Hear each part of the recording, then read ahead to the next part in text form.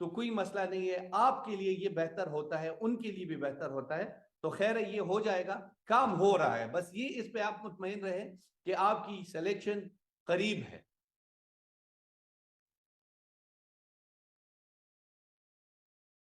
ये सरप्लस के बारे में कोई सिफतुल्लाह साहब पूछ रहे हैं।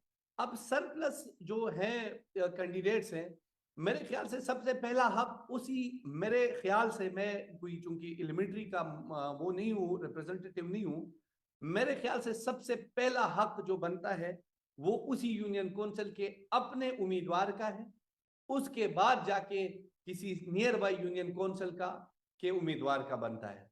तो ये सरप्लस के बारे में मेरी राय है, बाकी जो कानून है वो तो मुतल्लिका अपॉइंटिंग अथॉरिटी ही फैसला कर सकता है। जी, फिर क्या कहते हैं।